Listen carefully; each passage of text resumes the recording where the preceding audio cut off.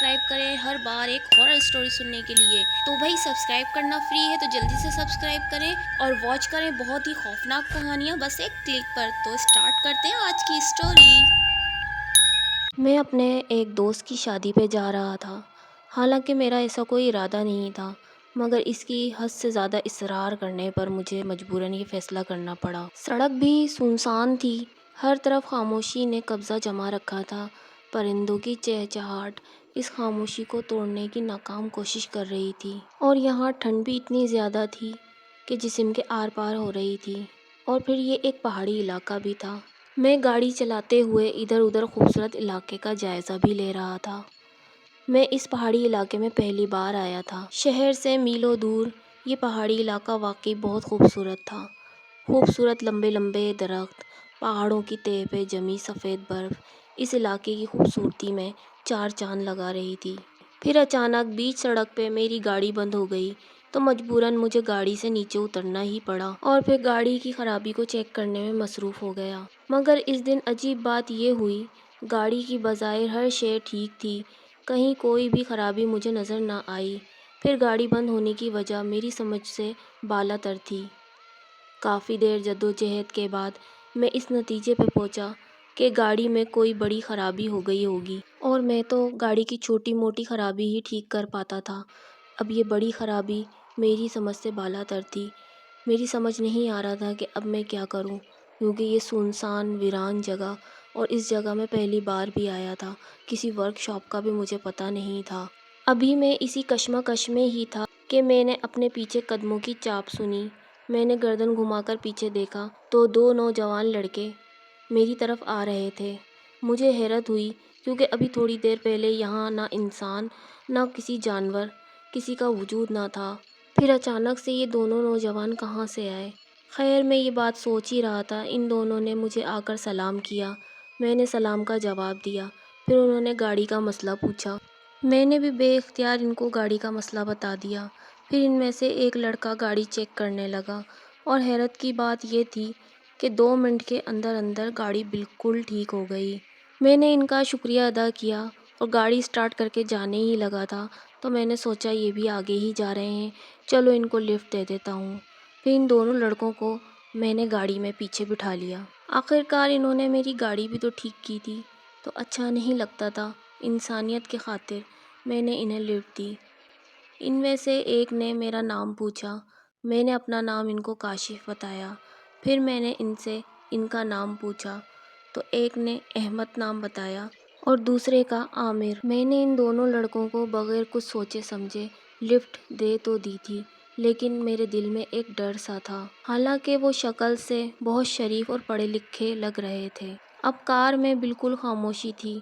ना उन्होंने कोई सवाल किया और ना ही मैंने खुद से कोई बात शुरू की। अब गाड़ी तकरीबन एक आबादी में दाखिल हो चुकी थी। वहाँ पहाड़ों के ऊपर पत्थरों के छोटे छोटे घर बने हुए थे, लेकिन कोई इंसान दूर दूर तक अब भी नज़र नहीं आ रहा था। शायद सर्दी की वजह से अंदर बैठे होंगे। मैंने खुद अपनी तरफ से अंदाज़ा लगाया। फिर मेरी गाड़ी एक कब्रिस्तान के पास वाली सड़क से गुजरने लगी।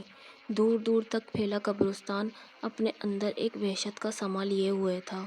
उनमें से एक लड़के अहमद ने मुझसे सवाल किया, आपको कब्रिस्तान से डर लगता है? मैंने कहा, नहीं तो कब्रिस्तान से भला डरने की क्या बात है, ये भी तो हमारी तरह के इंसान ही हैं, और ये हमें कुछ कह भी नहीं सकते।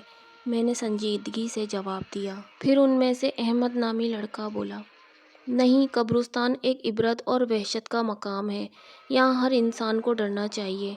वो पुरइसरार अंदाज में बोला, नहीं, मुझे तो कभी डर नहीं लगा कब्रिस्तान से, और ना ही कभी मेरे साथ कोई ऐसा वाक़या पेश आया जिसकी वजह से मैं कब्रिस्तान से डरूं। फिर उनमें से आमिर नामी लड़का बोला, आपके साथ पेश नहीं आया तो क्या किसी के भी साथ पेश नहीं आया होगा?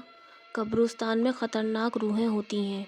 वो दोनों लड़के अपनी बात पे डटे हुए थे, लेकिन मेरी ये समझ नहीं आ रहा था कि वो इस सुनसान कब्रिस्तान के पास ही आके इस तरह की बात क्यों कर रहे थे। बहरहाल फिर मैंने उनसे कहा, ये सब रूहें भूत वगैरह फिल्मों ड्रामों में होते हैं, असल ज़िंदगी में नहीं।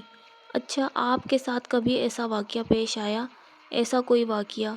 میں نے تجسس سے پوچھا۔ پھر ان میں سے احمد نامی لڑکا بولا، میں آپ کو ایک کہانی سناتا ہوں، اس کے بعد پھر آپ کبھی نہیں کہہ سکو گے کہ آپ کو قبرستان سے ڈر نہیں لگتا۔ اس لڑکے نے واقعہ شروع کیا۔ یہ آج سے 30 سال پہلے کا واقعہ ہے۔ اسی گاؤں میں 2 دوست رہتے تھے، اسد اور فہد۔ اسد شہر سے اپنے دوست فہد کے پاس اکثر چھٹیاں گزارنے آیا کرتا تھا، اور اس دن بھی وہ دونوں اس پہاڑی علاقے میں گھومنے کے لیے آئے ہوئے تھے۔ نیچے قبرستان تھا، بہت بڑا قبرستان۔ یار اسد، یہ قبرستان بھی عجیب چیز ہے۔ کل تک یہ لوگ ہماری طرح پیسہ کمانے میں، گاڑیاں خریدنے میں یا بنگلے بنانے میں مصروف تھے، وہی لوگ مرنے کے بعد ڈر کی تصویر بن جاتے ہیں۔ اسد کی نگاہیں بھی نیچے قبرستان کو دیکھ رہی تھیں۔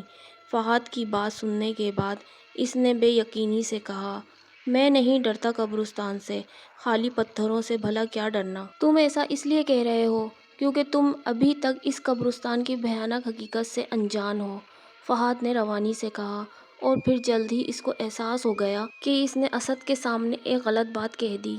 کیسی بھیانک حقیقت؟ اسد نے تجسس سے پوچھا۔ کچھ نہیں، رہنے دو، فہد نے ٹالنے کی کوشش کی۔ نہیں نہیں، تم بتاؤ مجھے، کیسی حقیقت؟ اسد کا تجسس بڑھنے لگا۔ دیکھو، ہمارے بڑے بزرگ کہتے ہیں، آج تک رات کے وقت جو بھی اس قبرستان میں گیا وہ زندہ واپس نہیں آیا۔ اسد نے کہکا لگایا، تم مجھے کسی ڈراؤنی فلم کی کہانی سنا رہے ہو؟ یہ حقیقت ہے، تم یقین کرو یا نہ کرو، فہد نے اعتماد سے بولا۔ میں نہیں مانتا، تم بھی مان لو کہ یہ جن بھوت کچھ نہیں ہوتے۔ چلو ایسا کرتے ہیں، ہم آج رات اس قبرستان میں جا کر دیکھتے ہیں، دودھ کا دودھ اور پانی کا پانی ہو جائے گا۔ فہد کو جس بات کا ڈر تھا، اسد وہی کہہ رہا تھا۔ Are you okay? تمہیں پتہ بھی ہے تم کیا کہہ رہے ہو؟ چلو گھر واپس چلتے ہیں، فہد نے گھبراتے ہوئے کہا۔ نہیں، اب تو بالکل بھی نہیں، ابھی تو قبرستان کا بھوت دیکھنا باقی ہے، اسد نے مذاق اڑانے والے انداز میں کہا۔ فہد نے کہا، بے وقوف مت بنو، یہ کوئی مذاق نہیں ہے۔ آج تک جو بھی رات کے وقت اس قبرستان میں گیا وہ کبھی لوٹ کر نہیں آیا۔ چلو یہاں سے۔ اسد، تمہیں جانا ہے تو تم جاؤ، میں تو دیکھ کر ہی رہوں گا، دیکھتا ہوں مجھے کیا ہوتا ہے۔